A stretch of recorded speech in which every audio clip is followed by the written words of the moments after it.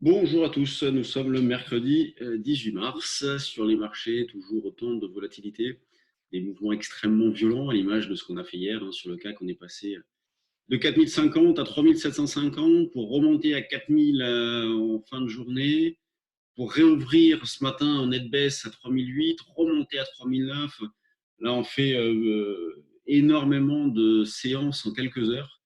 Donc, tant qu'il y a cette volatilité-là, ça reste malsain. Le marché ne peut pas repartir durablement. Donc, il faut continuer de profiter des rebonds pour vendre un petit peu parce que il faut être capable de supporter les écarts. C'est pas évident d'accrocher les points hauts. Ce matin, on a réussi à le faire puisqu'on a vendu autour des 3009. On a pu profiter du repli derrière. Là, on a pu revendre en double top. Donc, on continue dans cet esprit-là de petites positions, mais pour viser de grands écarts. Ayez conscience d'une chose aussi, c'est que les salles de marché sont quasi vides. Beaucoup d'opérateurs sont confinés chez eux. D'ailleurs, ce matin, il y a quelques brokers qui ont eu des problèmes. Il y a eu quelques petites pannes. Alors, ça rentre dans l'ordre progressivement, mais c'est vrai qu'on peut rencontrer des difficultés à passer les ordres. Donc, on travaille à la baisse. Ce qu'il faut avoir en tête aussi, c'est que les États, les autorités sont en train de réfléchir à des programmes d'aide. Aux États-Unis, par exemple, on parle d'un programme de 1000 milliards pour aider les Américains. On va rapidement entendre parler, c'est peut-être déjà le cas, comme je n'ai pas trop fait des nouvelles. Je trouve que c'est anxiogène, donc je préfère me tenir un peu à l'écart. D'hélicoptères monnaie, donc de distribution directement d'argent à nous citoyens. Donc, c'est des choses dont on va entendre parler. En tout cas, ça ne doit pas biaiser notre approche sur les marchés. Ça reste baissier. Les niveaux d'alerte sont éloignés, bien évidemment. On vend un petit peu. Donc, 3009, on a pu faire un petit peu ce matin. Il faut également envisager des niveaux d'intervention un petit peu plus éloignés, justement, pour profiter de cette volatilité. Donc là, on retrouverait les plus hauts d'hier.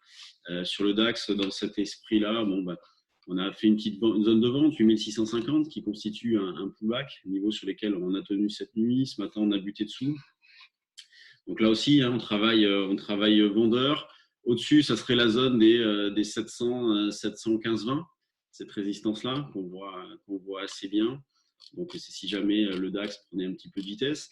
Pensez bien, lorsque vous placez des ordres comme ça, de donner des durées de validité, de vous obliger à réanalyser la situation, parce que la situation peut assez vite évoluer. Donc, c'est important dans ces phases-là de se poser des questions en temps réel. Est-ce que le niveau de vente que j'avais prévu à 3900 à 8 heures le matin est toujours valable à 9 heures? Oui, non. Si je me dis oui à 9 heures, et qu'il n'est pas exécuté, est-ce qu'il est toujours valable à 10 heures? Pensez à réfléchir comme ça. Il faut pas se laisser endormir non plus par les marchés. Il faut accompagner ces mouvements-là. L'eurodoll, lui, est nettement revenu en arrière. Donc, on travaille désormais avec un biais baissier. Alors, bon, je ne parle pas de tendance forte, je parle plutôt de biais baissier. Là aussi, la visibilité reste extrêmement faible.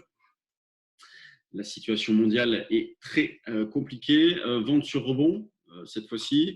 Alors, sur le forum, tout à l'heure, je proposais un niveau d'intervention un peu proche, vers 15-20. Sinon, on peut jouer le double top vers 10-40-50.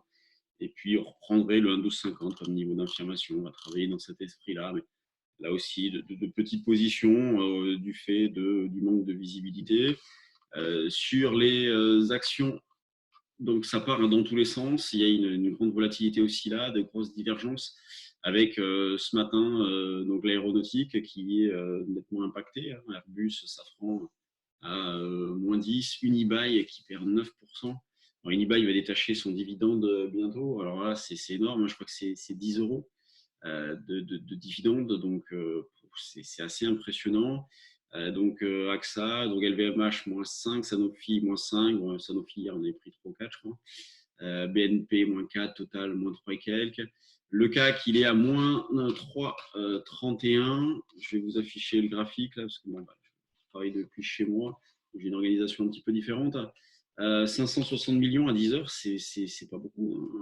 Donc on est sur des volumes assez faibles. Hier, on a fait plus de 6 milliards. Avant, on était autour d'une dizaine. Donc là, c'est pas beaucoup. Malgré ce qui se passe. Le fait qu'on puisse pas vendre à découvert aussi, il joue. Donc pendant un mois, me semble-t-il, l'interdiction de vendre à découvert. À Milan, c'est 3 mois.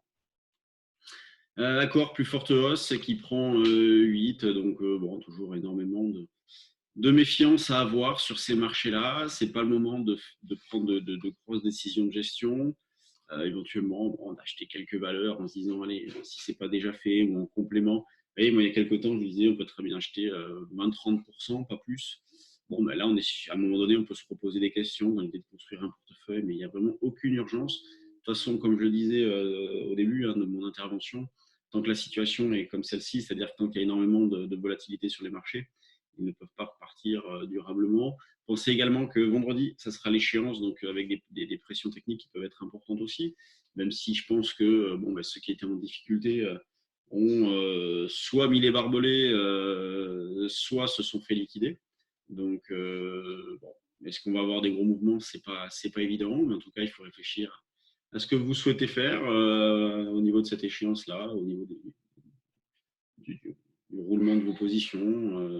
Donc, vendredi, échéance trimestrielle. Donc, c'est une échéance importante avec Eurostock ce midi, 13h le DAX, 16h le CAC, marché US aussi. Donc, beaucoup de contrats qui vont disparaître.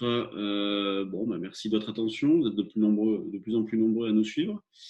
C'est bien. Vous tenez au courant de ce qui se passe sur les marchés. Sachez que demain soir, donc jeudi soir, à 18h30, on organise une session de questions-réponses en ligne. Alors, bon, on avait prévu une porte ouverte dans nos bureaux à Paris et Bordeaux, donc bien évidemment, bon, on annule et donc on le fait en ligne. Donc, nous maintenons l'ensemble de nos services. C'est bon, bah, l'avantage de ce que l'on fait aussi, c'est qu'on peut tout faire à distance, aussi bien le trading que l'ensemble de nos propositions et stratégies. Donc, on reste à votre disposition. Je vous souhaite donc une bonne séance et une bonne journée. Et puis, on se retrouve demain. Salut.